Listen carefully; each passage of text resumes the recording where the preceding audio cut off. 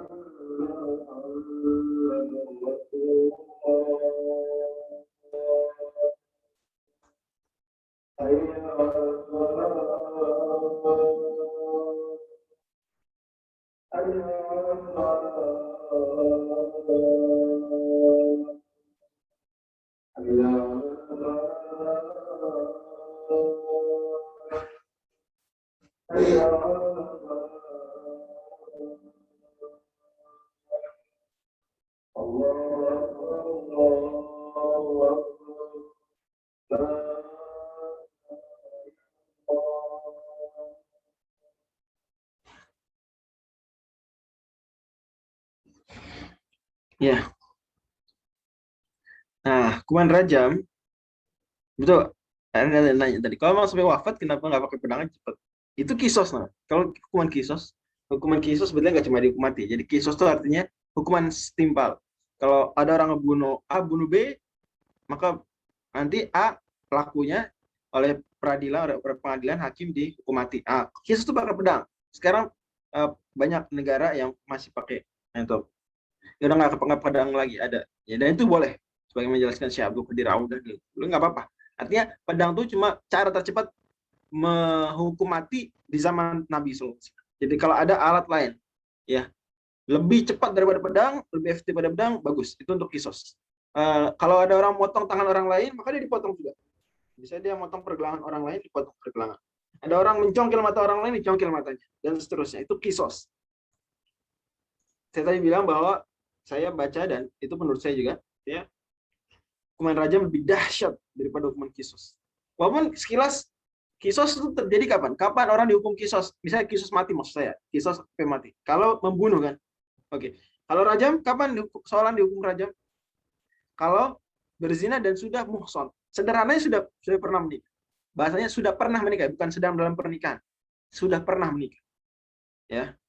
Saya agak lebih detail ungkapannya sih, tapi saya sederhanakan. Gampangnya dan ya artinya lebih mudah dipahami adalah sudah pernah menikah. Walaupun sebenarnya lebih detail daripada itu konsepnya. Itu sudah pernah merasakan, mohon maaf, ya tapi apa saya bahasa detailkan aja ya. Yang dimaksud muhson ini sudah pernah merasakan, mohon maaf, hubungan seksual yang halal dalam pernikahan. Sudah pernah, walaupun cuma sekali. Itu langsung muhson. Oke, jadi kalau ada orang nikah, tapi belum pernah malam pertama, itu juga belum muhson. Ya. Oke.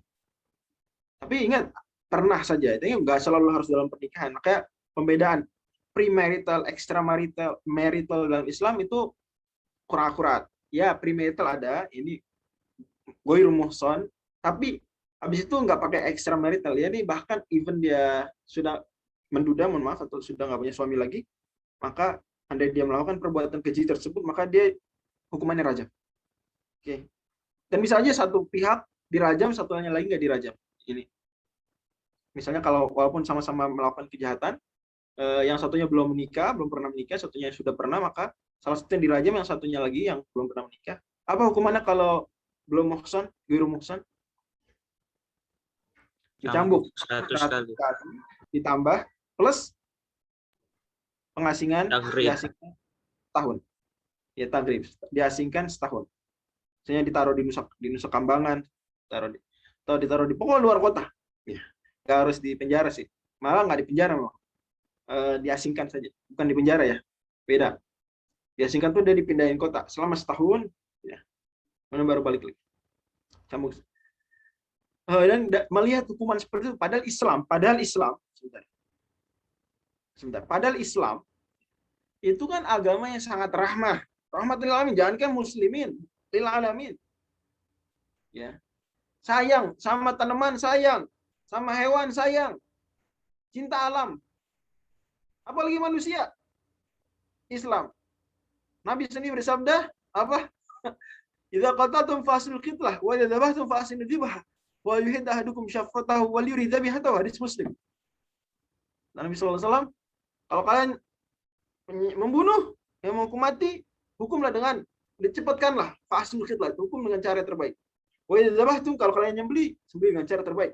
Maka pisaunya harus tajam, kata Nabi, wal yuhid ahadukum syafratahu, tajamin pisaunya. Wal yurid dhabihatahu, dan dibikin santai hewannya. Sama, pokoknya dihukum mati juga harus tajam agar andai sakit konon ya, atau sebagai pakar, sakitnya hilang cepet set, karena langsung meninggal, langsung mati rasa, langsung meninggal. Ini sakit ada tapi cepat meninggal, karena yang diinginkan adalah hukuman matinya, bukan penyiksaan. Tapi ketika Islam yang sangat penuh kasih sayang tersebut ternyata menentukan hukuman rajam dengan cara seperti itu bagi perbuatan zina yang sudah menikah, apa yang teman-teman dapat kesannya? Apa pesan yang teman-teman dapat? Berarti ini perbuatan sangat keji, sangat buruk, perbuatan yang sangat parah. Tapi kan dia suka Ustaz, ya terserah mereka mau ngapain. Allah lebih tahu keadilan daripada Anda. Allah lebih sayang pada manusia daripada Anda sendiri kepada Anda, kepada diri sendiri. Tapi Allah yang maha sayang tersebut, Allah yang maha adil tersebut, ketika sudah menentukan hukuman seperti ini, berarti kita sadar ngerti nggak ngerti, paham belum paham, bahwa ini dosa efeknya parah. Nggak cuma di akhirat, bukan di dunia kok, tapi di dunia efeknya parah. Nggak main-main. Ya. Dan saya ingat, betul, itu di Amerika, diskusi, ternyata kasus pembunuhan banyak sekali di Amerika itu karena jealousy. Karena apa? Jealousy. Jadi mereka, orang-orang Amerika tuh, karena sudah ya konsep pendidikannya salah, ya diajarkan nggak apa-apa melakukan premarital sex, mohon maaf ya, hubungan ya hubungan zina sebelum menikah nggak apa-apa. Terus nanti menikah. Masalahnya adalah suatu perbuatan keji kalau sudah jadi habit, apalagi habit yang dianggap oke, dianggap nggak masalah, kan gitu. Banyak orang ya, naudzubillah, kalau ada yang berpikiran seperti itu di Indonesia, tapi konon ada, tapi di antah berantah sana banyak berpikiran hubungan zina sebelum nikah mana, it's okay, it's fine. Ya, nggak apa-apa, asal dengan persetujuan, nggak apa-apa. Jangan nggak apa-apa, dia normal. Bahkan pleasure diajarin sama beberapa CSI itu, pleasure itu kebahagiaan, pleasure. Cuma nggak apa-apa. Maka ketika menikah dan menikah harus settle dengan stick with one woman, itu berat bagi banyak orang. Karena ya itulah kebiasaan buruk kalau sedih. Ya kalau orang Islam ya bagaimanapun Anda sebelumnya, kalau sudah menikah harus perhatian, harus jaga. Tapi dia gitu, akhirnya apa? Sering terjadi affair. Oh, kacau. Apalagi mereka tidak, ya aturannya lebih aneh lagi. Itu apa? Mengkriminalisasi kalau ada poligami. Saya nggak bicara itu. Tapi saya bicara bahwa pada akhirnya terjadi banyak pembunuhan karena jealousy. Karena fitrah manusia tetap perempuan. Itu baru kita bicara. Akhirnya sampai presiden tuh malah berefek pada pembunuhan. Satu, belum banyak waktu terbuang, banyak potensi umat tersia-siakan hanya karena apa? Hanya karena dia sibuk mengikuti hawa nafsu. Ya udah ada cukup, nanti mungkin pembahasan kita jadi berubah pembahasan fikih. Tapi ini saya mau bilang bahwa ini pelajaran besar. Nabi SAW meninggalkan hukuman rajam, dan ini hukuman rajam kata Umar bin Khattab waktu beliau jadi khalifah. Berarti kira-kira Umar bin Khattab jadi khalifah tuh sampai 12 tahun setelah Nabi SAW mengumumkan ya bahwa jangan sampai hukuman rajam ini dibatalkan seperti itu. Harus terus berlaku. Sebetulnya dosa. Pemimpin sekarang negara kalau tidak melaksanakan hukum ini dosa. Ya. Efeknya dahsyat. Oke, tadi sekitar kembali. Dia sama suka kenapa dirajam? Kenapa dicambuk?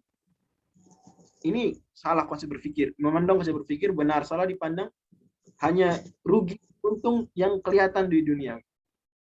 Hanya dipandang setuju nggak setuju. Hanya sesuai dengan persetujuan. Hanya dengan consent, ya, consent. Hanya dengan consent. Ini konsep berpikir yang keliru. Ya, ini pelajaran filsafat etika keliru. Karena kenapa? Kelemahan teorinya ada bahwa Anda tidak bisa mengukur pasti. Anda senang-senang berdoa, apa tidak merugikan orang lain? Sederhana. Istri Anda kalau ada merugikan, itu sederhana saja. Belum institusi pernikahan. Sebenarnya kenapa sampai sudah set itu rajam? Karena merusak institusi mulia, misalkan kalau itu merusak institusi pernikahan. Hari ini ya banyak lembaga riset memperkirakan kira-kira 2050 itu Eropa mayoritas bukan orang kulit putih lagi. Amerika mayoritas bukan orang kulit putih lagi. Kenapa? Karena mereka malas menikah. Kalau menikah juga malas punya anak. Karena ya gini deh, kita mikir. Rata-rata orang, walaupun saya tahu tujuan nikah jauh lebih mulia dari itu. Tapi jujur saja, sederhana. Salah satu pendorong pernikahan adalah karena dia butuh sesuatu, nggak bisa dilakukan kecuali dalam pernikahan, kan begitu. Tapi ketika itu bisa dilakukan, nggak perlu nikah, sudah bisa dilakukan, bahkan ada kampanye untuk mengatakan itu it's fine, itu tuh oke, itu normal.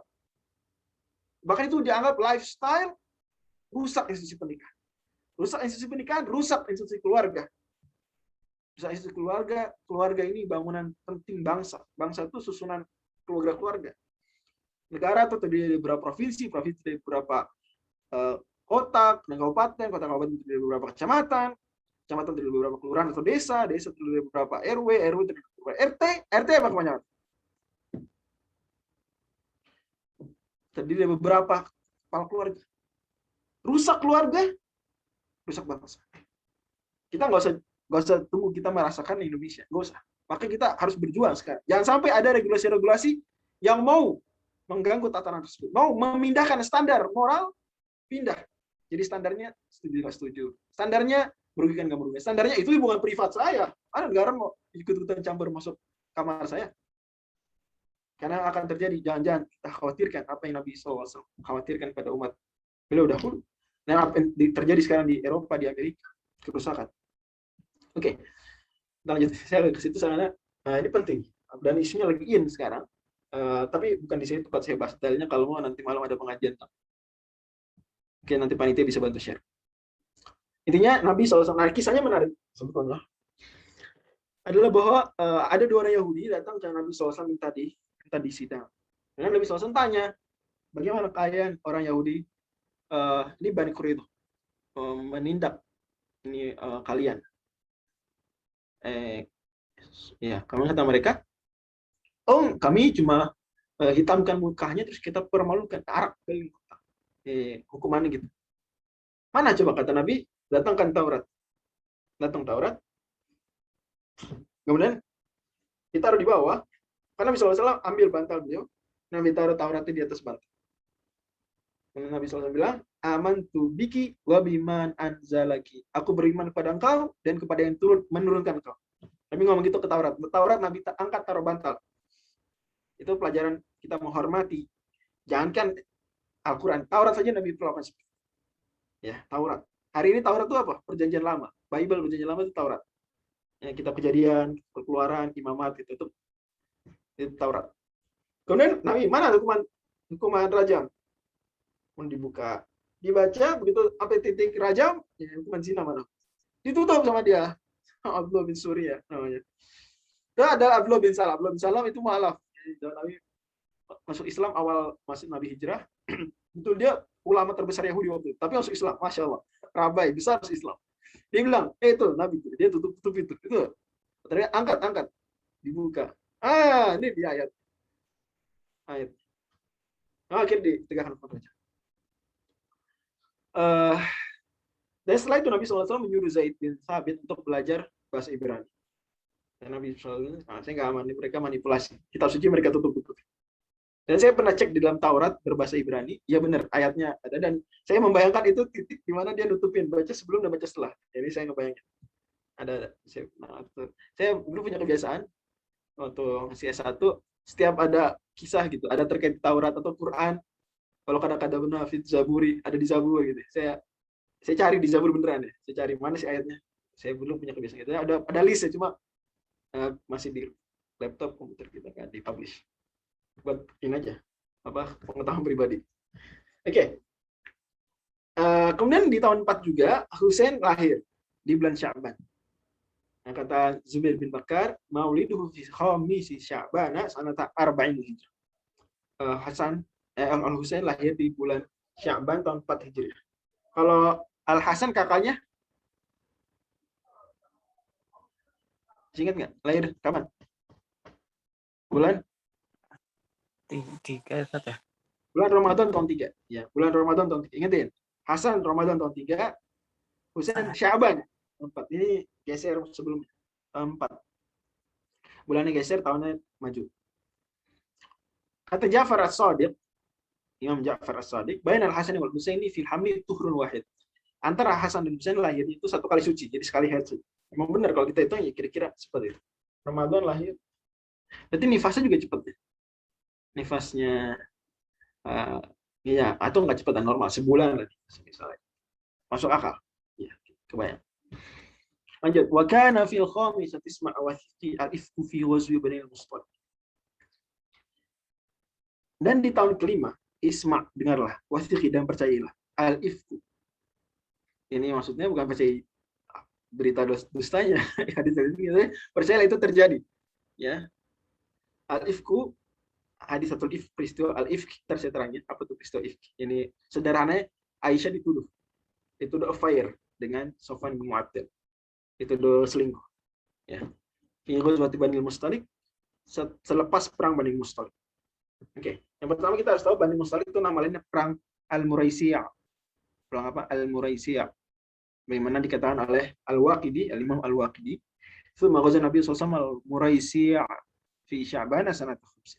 Tahun bulan Syaban tahun 5 Nabi perang Bani Mustaliq, perang Muraisi'. Nah, pulang dari Bani Mustaliq. Oke, sebelumnya di Bani Mustaliq tuh saya mau ceritakan sesuatu dulu sebelum itu. Lanjutan baitnya, wadu matul jandali qablu wa hasab aktubatil harith ba'du wa tasab. Dan setelah itu perang Dumatul Jandal. Sebelum itu perang Dumatul Jandal. Ini agak dibalik urutannya, biar pas gitu biar. Dumatul Jandal itu sebelumnya. Dan wahasol dan terjadi akad Ibnatul Harith, putrinya Al Harith, maksudnya Juwairiyah, istri Nabi yang lain.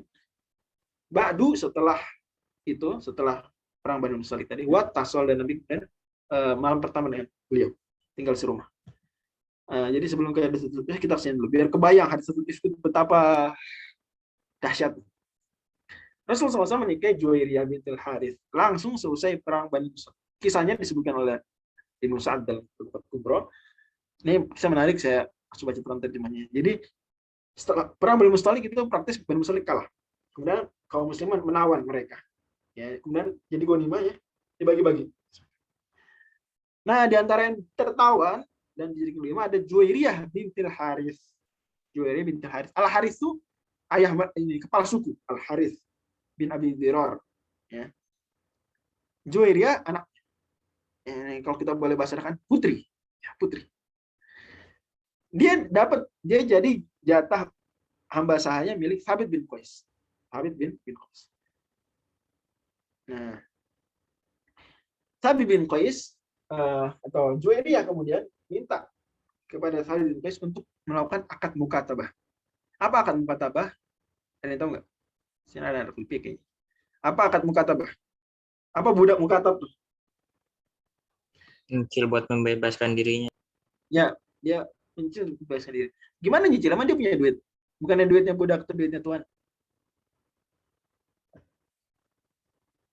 Nah, gimana? Nah, ya nggak apa jawabannya jawab. Tebak, saya mau nanya aja. Ini pertanyaan kayak ini saya tanya tuh penting. Ya. Karena saya pernah belajar, jadi saya ketika nanya ini saya peduli. Ya, teman-teman tahu. Karena saya dulu berpikir seperti ya yang itu juga. Jadi saya berpikir, nyicil di situ gimana? Dia kan nggak punya duit. Ayo gimana? Tahu nggak? Oke, jadi dia bikin perjanjian dulu, perjanjian mukatabah namanya. Kalau nggak bikin perjanjian nggak bisa. Tiap dapat duit, namun duit jalan atau apa dikasih hadiah, itu auto jadi milik tuannya. Gimana dia bayar? Udah milik tuannya Pak. Nggak boleh dibayar, udah milik tuan. Tapi dia bikin perjanjian, Tuhan saya mau bebas, akan mukatabah, tanda tangan, dia bilang, ya udah perjanjian gimana? Kamu cicil sebulan 5 juta rupiah. Kemudian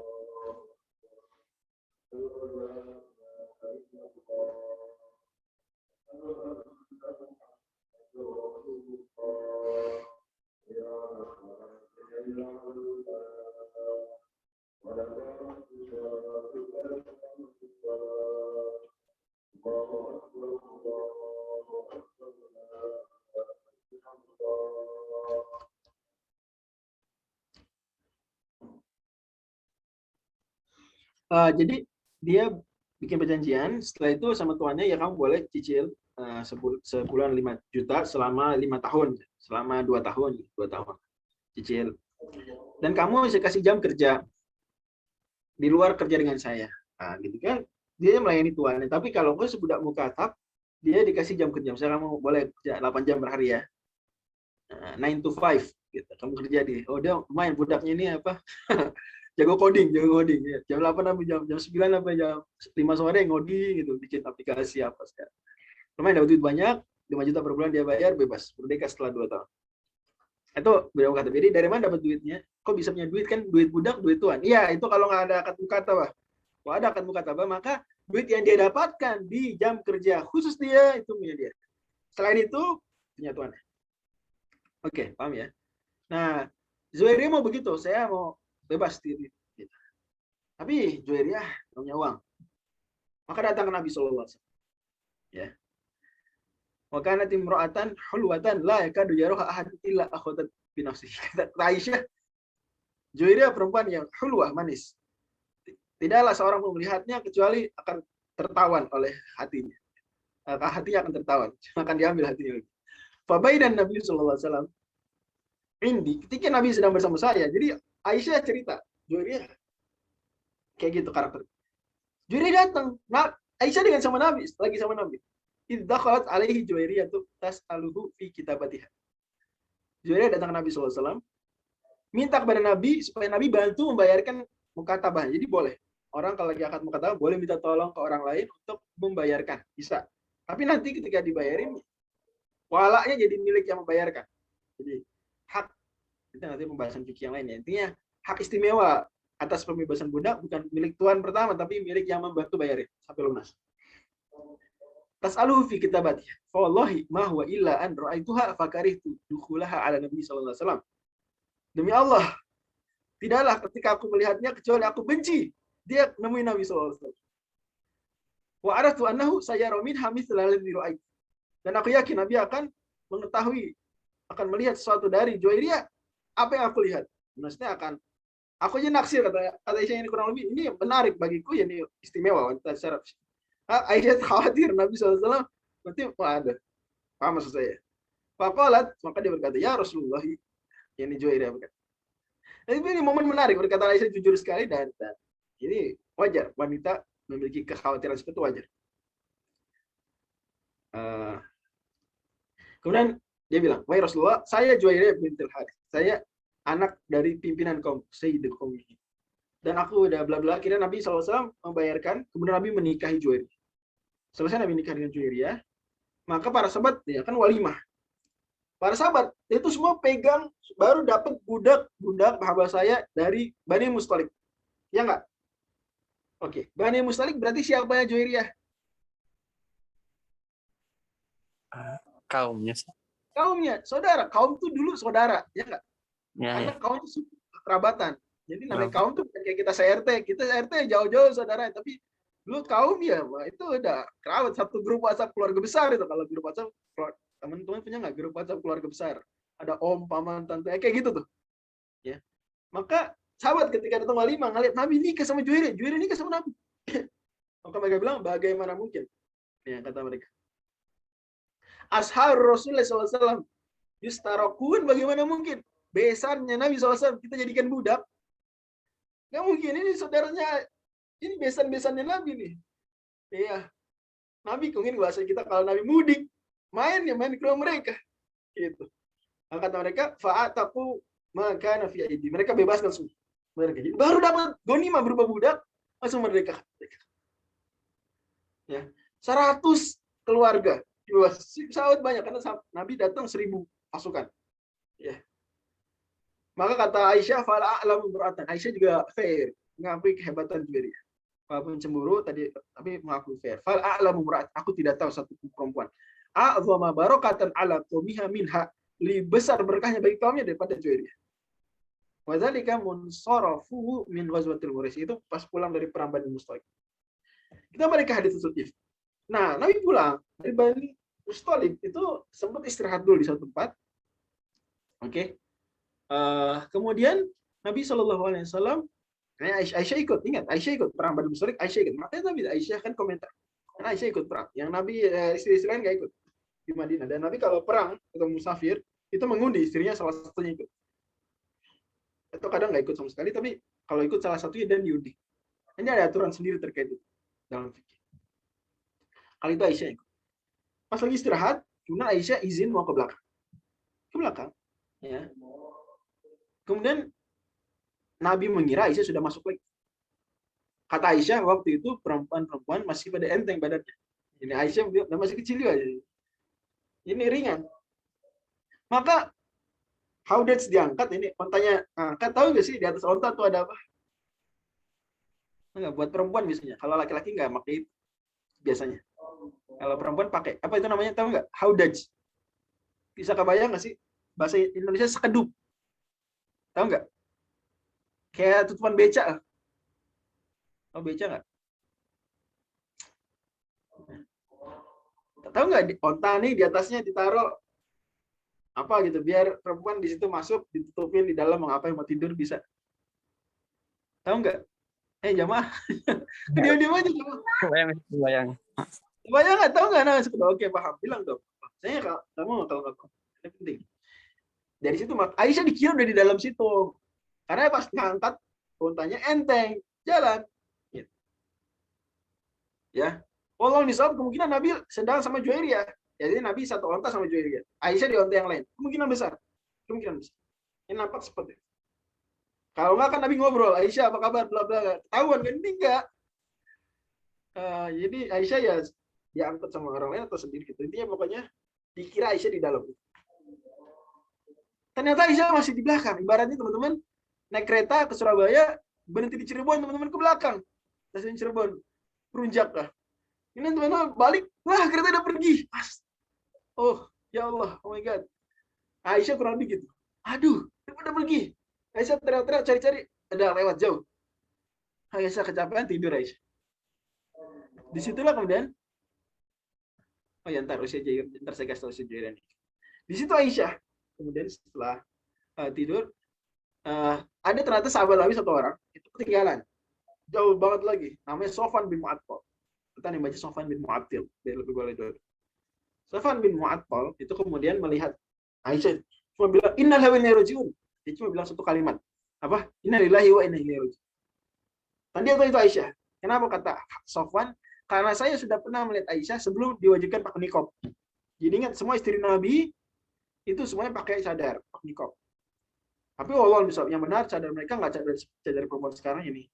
Sininya kebuka nggak, tapi semuanya. Ya. Karena sebenarnya adalah kesalahan. Ada akhwat kalau cadar ininya kelihatan, jidatnya malah kadang benar-benar jidatnya semua all over ini kelihatan. Itu keliru sebenarnya. Karena ulama yang mewajibkan niqab itu bilangnya wajib menutupi wajah, bahasanya begitu. Sebetulnya ini wajib ditutupi juga. Anyway, intinya Aisyah dan para istri Nabi semuanya pakai niqab. Ini ulama sepakat. Mau bilang niqab sunnah, terserah. Memang itu pendapat yang bisa dihargai. Tapi istri Nabi pakai niqab.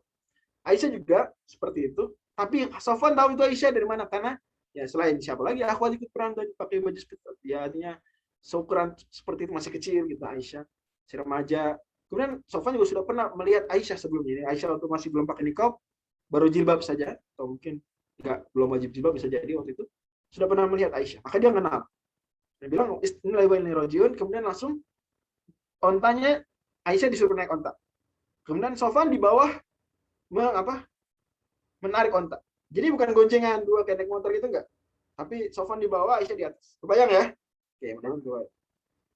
Dan nggak ada bicara sama sekali, nggak ada. Apa kabar Aisyah? Kenapa telat? Ya, nggak ada. Ini juga pelajaran buat kita, ya, buat laki-laki, buat para perempuan, pelajaran. Ya, kita ambil pelajaran sebesar-besarnya bahwa itulah akhlak yang semestinya.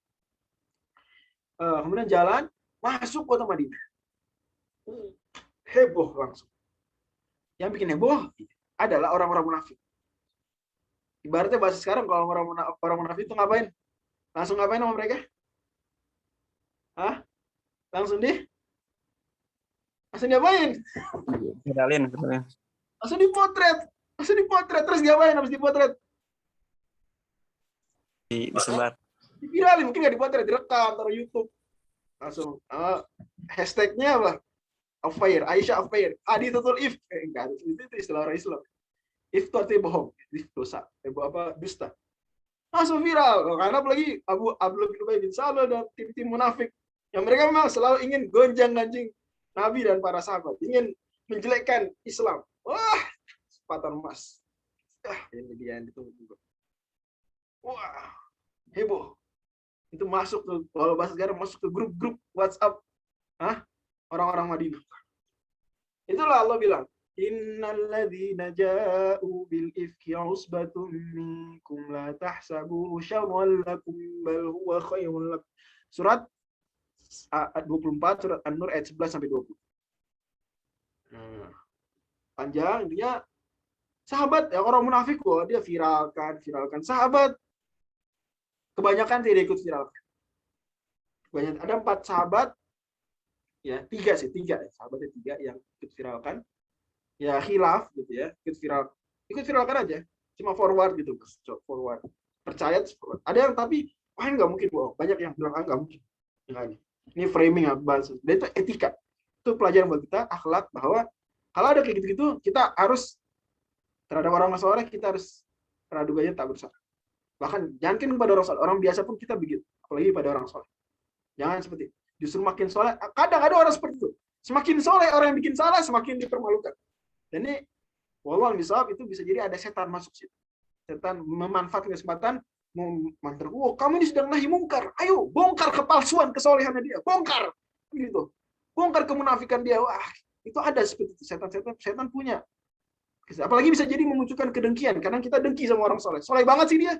Begitu dia jatuh, senangnya bukan main kita. Bisa nggak setan bisa nggak goda begitu? Bisa nggak? Bisa nggak setan goda gitu? Bisa nggak memunculkan dengki ke orang soleh? Tapi soleh banget dia, aduh soleh banget. Begitu si soleh ini salah, memang ternyata solehnya cuma topeng saja. Bisa setan begitu. Maka waktu itu sahabat ngeri. Kali. Ya. Maka kemudian sebulan lamanya itu Nabi dan Aisyah itu dingin. Ya, Nabi nggak percaya, tapi Nabi juga ini mengajarkan etika juga pada kita, ada pelajaran juga. Jadi Nabi SAW selama sebulan, Aisyah tuh sedih gitu ya, Nabi kok dingin, apalagi Anda bisa bayangkan baru nikah Nabi dengan istri yang baru dengan Juwairiyah. Ya, bahkan Aisyah sendiri sudah khawatir Nabi nikahin Juwairiyah kan, tadi saya sudah sebutkan. Ini makin lah. Belum lagi Aisyah di pertengahan bulan sakit. Ya, dan itu musim dingin pula, itu musim dingin. Nah, Bani Mustalik tadi bulan apa? Bulan Sya'ban ini, musim dingin. Musim dingin. Karena perang, kalau kita pakai patokannya Imam Abilis, berarti Ramadan tahun sebelumnya perang Ahzab ya, perang Khandaq tahun keempat itu Ramadan musim dingin, perang Khandaq terjadi musim dingin. Bani Mustalik ya Sya'ban tahun depan berarti masih musim dingin, masih di sekitar itu musim dingin. Dan Aisyah sakit, tapi Rabi ya dingin juga, Nabi sedingin musim dingin waktu itu ya selama sebulan. Maka Aisyah minta izin, Nabi saya tinggal di rumah Abu Bakar saja, di rumah ayah saya. Ya, Nabi persilahkan lagi itu udah sakit lagi tuh perempuan, ya nggak? Perempuan maunya gimana? Kalau Aisyah bilang itu maunya gimana perempuan?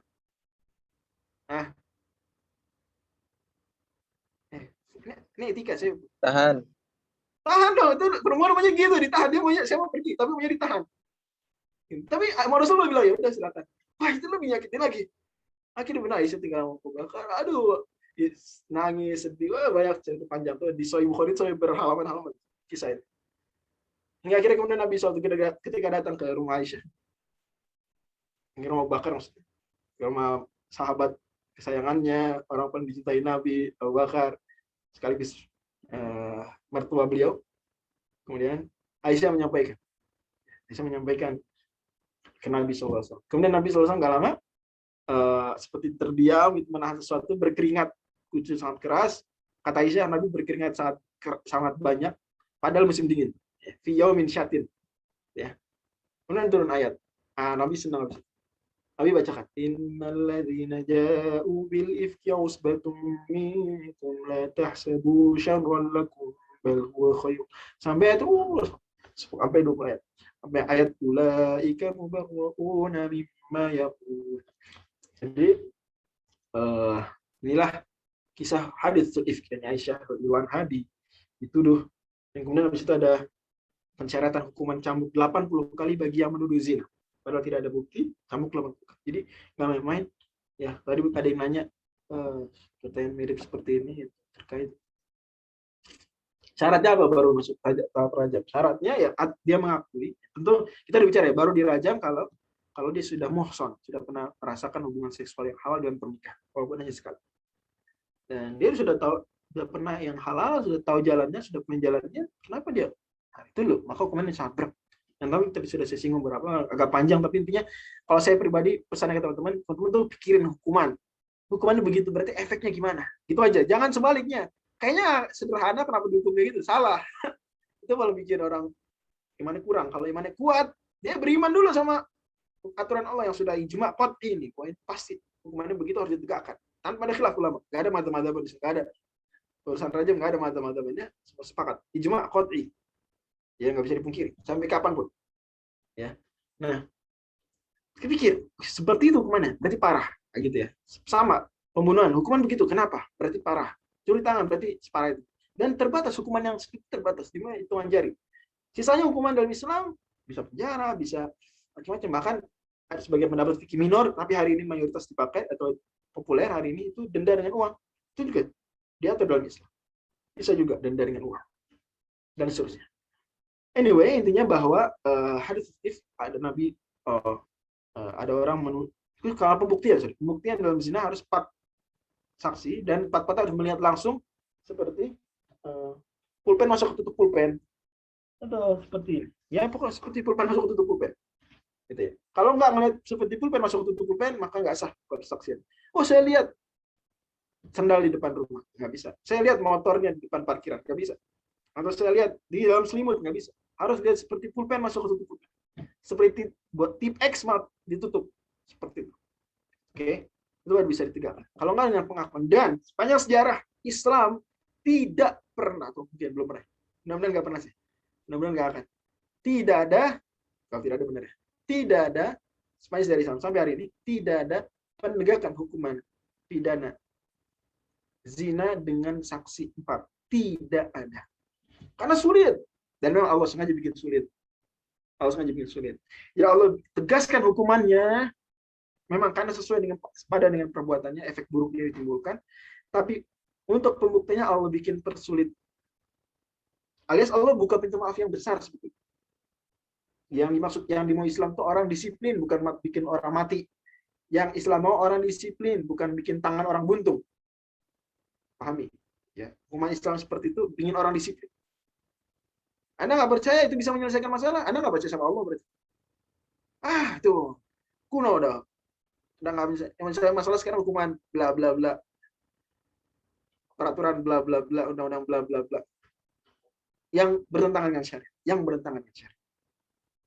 Ya Anda lihat saja efeknya apa di dunia negara-negara Barat. Selesai nggak masalah. Tapi sekali lagi Islam tidak hanya melihat perbuatan itu, tapi juga sudah menarik jarak jauh. Wala taqrabuz zina. Jadi memang perbuatan ini perbuatan yang jangan dekat-dekat. Nggak main hampir-hampiran, nggak main langsung tarik jauh. Jadi solusi biar tidak ada kekerasan seksual, tarik jauh. Jangan ada pornografi, jangan ada buka aurat, jaga pandangan, menjaga agar tidak ada ikhtilat yang dan seterusnya. Iya betul. Kalau sekolah mais itu mengaku. Ya, kalau mengaku bisa. Yang terjadi rata-rata itu mengaku. Saya bilang yang tidak ada kasusnya itu dengan persaksian 4 orang itu nggak ada. Kalau mengaku ya pengakuan dari pelaku itu bisa. Dan rata-rata seperti itu. Artinya mereka ingin mensucikan diri mereka. Dan itu betul. Dan itu betul. Ya, luar biasa. Oke, lanjut ya. Usia Juwairiyah berapa saat menikah? 20 tahun. Sebagaimana Juwairiyah sendiri bilang, tazawwajani Rasulullah wa ana bintu 20 sana. Wa ana bintu 20. Oke. Dan sebelumnya terjadi perang Dumatul Janda. Perang Dumatul Janda itu perang Nabi Sallallahu Alaihi Wasallam ke sebuah tempat Dumatul Janda atau perang Al-Ghobah istilahnya. Dia orang-orang musyrikin mengambil harta orang Islam, ya. Kemudian maka Nabi SAW mau mengambil lagi. Ada orang suku musyrikin dia menjarok harta orang Islam, maka Nabi SAW menyerang Dumatul Jandal mengambil harta tersebut. Wa qad raihana fi dzil khamisah thumma banu lihyana ba'da as-sadis. Kemudian Nabi SAW akad dengan Raihana di tahun kelima.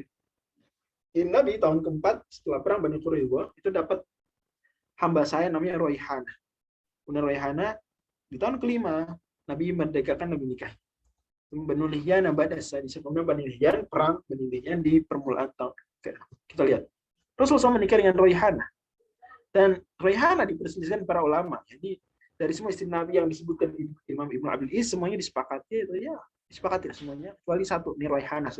Bahkan bagi yang nggak pernah belajar sirah Nabawiyah serius mungkin nggak tahu kalau ada istri Nabi namanya Raihana. Ya. Nah, ini pendapat sebenarnya minor. Dan saya akui sebenarnya kalau berdasarkan literatur ya somehow kurang kuat. Tapi bisa banyak juga. Ya, pendapat yang berpendapat ini juga nggak sedikit. Saat condong dari narasi beliau memuatkan beliau ini atau Raihana ini istri. Tapi ada yang berpendapat cuma hanya bahasa ya saja sampai dimerdekakan sampai Nabi.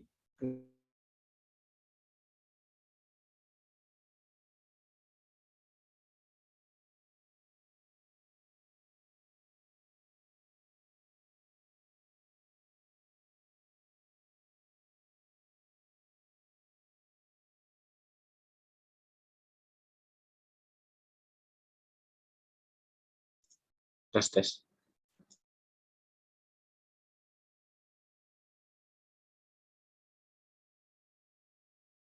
Yaitu siapa aja? Siapa aja berarti? Khadijah, Khadijah terus? Zainab, ya, sama ini Zainab, Zainab mana nih? Zainab yang pertama. Siapa namanya? Zainab binti apa? Lupa. Binti Khuzaimah. Zainab binti Khuzaimah. Zainab ada 2 istri Nabi, Zainab binti Khuzaimah dan Zainab binti Zahas. Ya. Oke.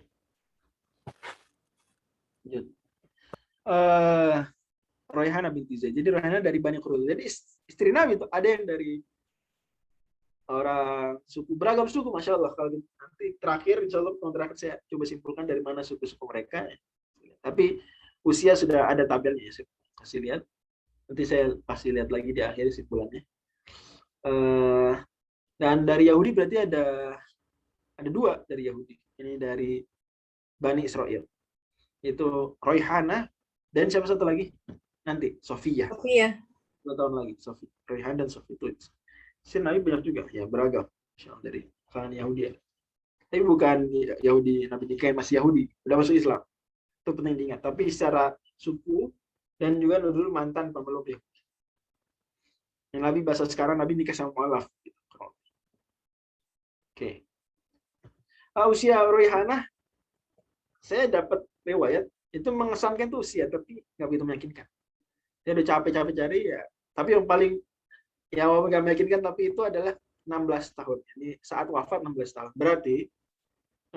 Berarti kalau ditarik ya dia wafat tahun 10. Kalau ditarik berarti beliau wafat tahun 10, berarti tahun 5 nih masih 11 tahun. Bisanya 11 tahun. Dan mungkin dia nikah 11 tahun sebelum sudah menikah dengan Al-Hakam. Mungkin. Nikah 9 tahun. Banyak kejadian. Imam Syafi'i bilang banyak kejadian. Banyak saya kumpulkan riwayat-riwayat ya, para tabi'in, para sahabat itu banyak nikah usia 9, punya anak usia 10, bahkan ada yang jadi nenek usia 20. Sebentar saya baca. Kata Imam Syafi'i,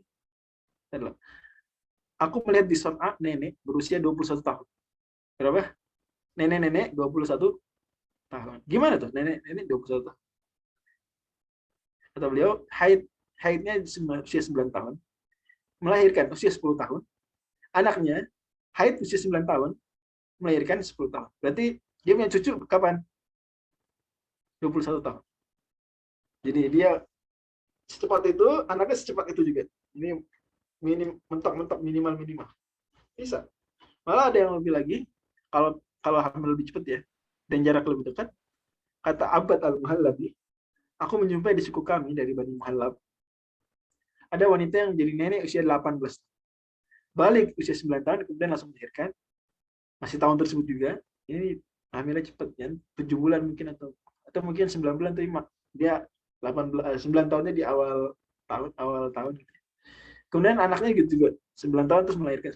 Punya cucu 18 tahun. Dan ini nggak aneh, karena ya sebenarnya kalau kita lihat juga di negara barat juga seperti itu di zaman tersebut, bahkan zaman-zaman setelahnya. Ya. Di Amerika saja pertengahan abad 19 Masehi. Jauh setelah Rasul 19. Amerika bukan negara antah berantah. Amerika. Dan juga di Inggris ya. Di Inggris juga gitu. Di Inggris di Inggris juga ada peraturan ya, yang membolehkan hubungan itu nikah 12 tahun. Jadi memang di Amerika juga banyak negara bagian di abad 19 tersebut yang baru menaikkan usia pernikahan dari 10 jadi 12. Usia pernikahan tadinya berapa? Di Amerika abad 18 10 tahun. Baru dinaikin. Seperti itu. Jadi ya orang yang mengkritik sekarang jelek-jelekin nikah itu ya dia kurang baca aja sebenarnya. Kurang baca itu dengki sama Islam. Tinggi sama Rasulullah. Oke. Jadi intinya Royhana kemungkinan besar saya tidak sampai derajat yakin, tapi ya tidak ada bukti, cuma ada itu aja, yaitu maka dia saat dinikahi Nabi 11 tahun, meninggal usia 16 tahun, dan itu mungkin. Kemudian perang Bani Lihyan di bulan Rabiul Awal tahun ke-6. Kita cepat-cepat ya. Wa ba'dahu istisqa'uhu wa dzuqarat wa sudda an umratihi lama. Nah, setelah itu kejadian istisqa. Salat istisqa, kemudian perang Dzuqarat dan perang apa aja yang Hudaybiyah. Mungkin kita sampai ini aja. Nama besok. Bulan Ramadan tahun ke-6 Hijriah Nabi melakukan salat istisqa. Apa itu salat istisqa? Salat istisqa, salat apa istisqa? Orang Indonesia jarang salat istisqa. Orang Saudi baru aja pekan lalu salat istisqa hujan, langsung Masya Allah berturut-turut tuh 3 hari berturut-turut hujan. Ya Sabtu, Ahad, Senin. Jumatnya istisqa, Sabtu, Ahad, Senin hujan. Masya Allah. Di Jeddah gitu. Ya, saya tahu di Qasim beberapa hari sebelumnya udah istisqa, udah ada hujan. Masya Allah. Ya, orang sini istisqa, biasa istisqa di bulan-bulan ini. Atau antar Januari istisqa. Apa soal istisqa? Salat minta hujan. Sederhana gitu, salat. Di Indonesia jarang kan ya, hujannya sering. Itu saya pernah juga beberapa daerah tuh ketika kering lama nggak hujan itu kalau salat istisqa. Oke. Dan Nabi di bulan Ramadan sempat tahun ke-6 kering. Padahal itu musim dingin. Nah, jadi kering musim dingin padahal. Nggak hujan-hujan tapi musim dingin. Ini bulan Ramadan tahun 6. Ini bayangin, ini menarik juga kalau dibikin artikel khusus ya. Mengkaji pergeseran apa bulan musim panas musim dingin di zaman Nabi. Kan musim dingin musim panas tuh terhadap bulan Hijriah nggak sinkron kan. Kan kalau sama bulan Masehi sinkron. Musim dingin fix tanggal bulan segini bulan segini. Ini bulan November, Desember, Januari misalnya musim dingin. Fix begitu kan. Musim gugur fix juga. Apa namanya? Agustus, September, Oktober.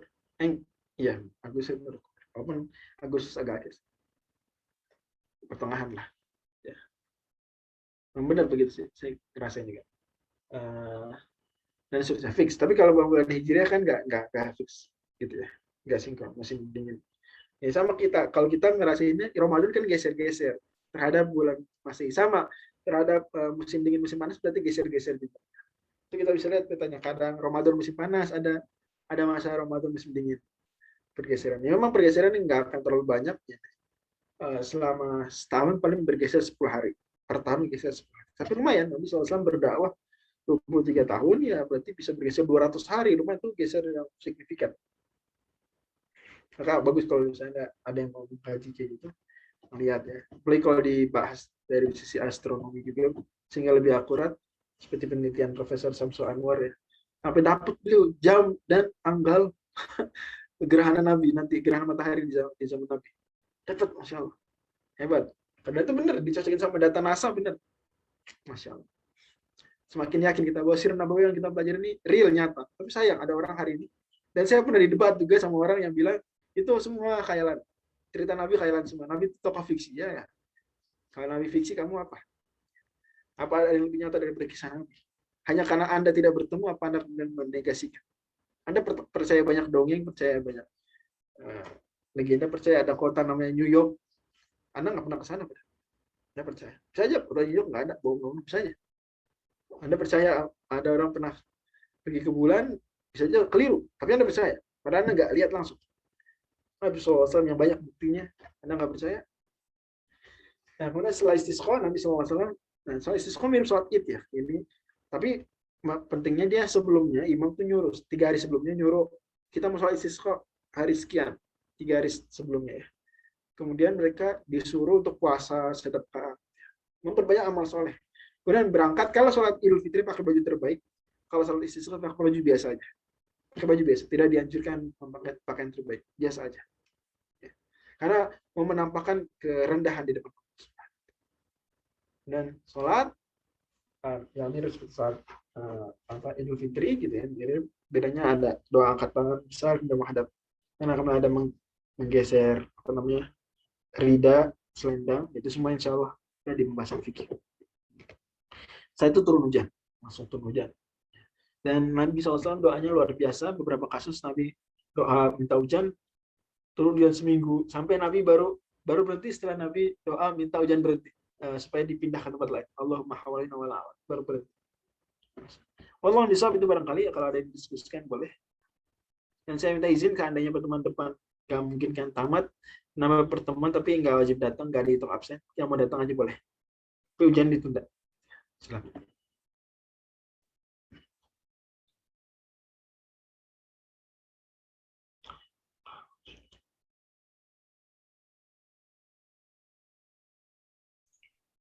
Ustaz, mau nanya Ustaz. Ya. Berarti kalau kisos tadi boleh pakai apa aja, yang penting matinya itu cepet ya Ustaz? Ya, kisos boleh pakai apa aja, benar, tidak sedang. Tapi nggak boleh, ya beberapa ya. Selama contoh kan pakai racun nggak boleh, dibakar api nggak boleh. Tapi kursi listrik boleh Pak. Kalau kamu katakan kursi apa sih? Iya boleh ya, kami dulu ya. Terima kasih. Jadi kalau pakai pistol gitu boleh Ustaz ditembak? Ya, boleh pistol. Nanti kita pistol hari di Saudi masih pedang sih, di Saudi masih pedang. Tapi pakai pistol nggak apa-apa. Itu cepat juga matinya, nanti meninggalnya. Ada orang bilang, ada penanya bilang bagaimana jika pelaku zina itu berbohong kalau pernah nanya untuk meninggal? Ya nggak apa-apa, ya bohong dosa, tapi ya maksudnya, ya. Masa harus mengaku? Gak harus mengaku. Malah kata Nabi SAW, man asoba min hadhil qadurati falyasatib bi satrillah. Siapa yang jatuh ke dalam perbuatan kotor ini, maka hendaklah menutup diri dengan tutupannya Allah. Jadi nggak ada kewajiban mengaku. Nggak ada. Ya bahkan dia bohong juga, ya, itu tidak sampai parah. Jadi salah, dan nggak harus mengaku. Harus mengaku. Dan kita juga nggak perlu nanya-nanya orang biar mengaku. Ya, udah kita masing-masing. Nanti kita yang penting amar nahi mungkar. Amar nahi mungkar. Itu yang paling penting hari ini. Ya, sambil kita bagaimana masyarakat diedukasi gitu ya. Penegakan hukuman agak sulit di Indonesia. Bahkan di banyak negara, ya, banyak negara Islam sulit. Ya. Dan dosa pemerintah negara tersebut dosa. Kecuali kalau dia mengundang-undangkan atau baru nggak dosa. Kalau nggak diundang-undangkan, ya itu dosa, pemerintahnya dosa. Dan kewajiban orang Islam untuk memperjuangkan. Kita tenang saja, kita tidak akan zolim. Islam tidak zolim, Islam sangat toleran. Ya, terbukti rahmatin lil alamin. Hukuman ini juga bukan untuk bunuh-bunuh orang. Terbukti berapa sih orang yang dirajam? Ya, lintas sejarah Islam. Sedikit. Ya. Bukan berarti ya ada kira kemungkaran, ada ya, tapi ada kemungkaran ditutup-tutupi ya. Anda suka kemungkaran nampak? Mana yang lebih baik? Kemungkaran nampak apa sembunyi? Lebih baik sembunyi kemungkaran. Orang jadi nggak tahu ada kemungkaran. Anak muda nggak bisa nyontoh. Orang mau bikin perbuatan buruk nggak berani karena merasa sendiri. Tapi kalau kemungkaran ditampakkan sebagaimana Allah sebut di surah An-Nur, innal ladzina yuhibbuna an tashi'a al-fahishatu fil ladzina amanu lahum 'adzabun 'aliim fid dunya wal akhirah, maka itu bikin semangat orang. Ada temannya kok. Nggak cuma saya yang jahat begini, ada juga yang Allah. Akhirnya jadi apa? Itu biasa, itu lifestyle gitu. Bahkan ketika kita nggak setuju dibilang sok suci. Ketika nggak setuju dibilang harus diusir. Itulah kejadian zaman Nabi Lut. Nabi Lut dibilang orang yang sok suci. Ya, jadi apa dia seperti itu. Allah. Tadi udah jelas ya, saudari Nining Salimah ya. Yang saya maksud adalah yang nggak ada kejadian itu kalau dengan persaksian 4 orang itu belum pernah ada. Dan semoga nggak akan ada. Tapi kalau pengakuan ya cukup banyak ya, ada sebenarnya di Arab Saudi pun ada yang pengakuan. Nah, tapi hajam ya. Tapi dengan saksi nggak ada karena sulit. Harus melihat langsung. Dan memang Islam ingin menjaga nama baik orang. Maka kata para ulama, sebenarnya orang fasik banget itu kalau sengaja nyari-nyari bersaksi itu sebenarnya saya sengaja begitu itu ya ngapain dia lihat, harus lihat. Kenapa nggak larang? Kenapa diem? Gitu ya. Jadi banyak pada akhirnya Islam ingin perbuatan tidak terjadi, bukan ingin orang dirajam. Oke. Kalau bisa, kalau ada lagi pertanyaan saya persilakan untuk ditutup. Ya, kalau khair seperti ada pemaparan materinya. Mungkin sebelum saya tutup ya, saya mau memberikan beberapa informasi. Pertama yaitu kita sudah sampai pertemuan ke-7 ya. Jadi besok hari Kamis insya Allah terakhir pertemuan 8. Nanti kalau nggak habis itu di extend ya Ustaz ya tadi. Ya, izin ya ditambah lagi, tapi nggak dihitung absen. Ya, ya. Jadi, nah, kalau ada yang datang ya boleh, nggak apa-apa, nggak dihitung absen, itu bonus. Tapi dengerin rekaman. Setelah Cuma saran saya ini datang aja ya. apa sih? Datang aja. Oke. Ya, ntar sepi lagi. Jadi setelah hari Kamis berarti nanti ada pertemuan lagi sampai dengan kita selesai. Kemudian mengenai apa yang Ustaz Fajri terangkan terkait rajam tadi, dan mungkin yang tadi topik yang lagi in itu ya Ustaz ya. Nanti akan di-share informasinya biar teman-teman bisa nggak cuma dengar secara general dari apa yang udah sempat dengerin tadi. Jadi teman-teman bisa dapat info lebih lengkap lagi tentang kajiannya. Nanti bisa ikut juga. Hari ini jam 19.30 nanti informasinya akan saya share berupa link Zoom. Kemudian mungkin segitu saja. Sekian dari saya. Kurang lebihnya mohon maaf. Wassalamualaikum warahmatullahi wabarakatuh. Waalaikumsalam.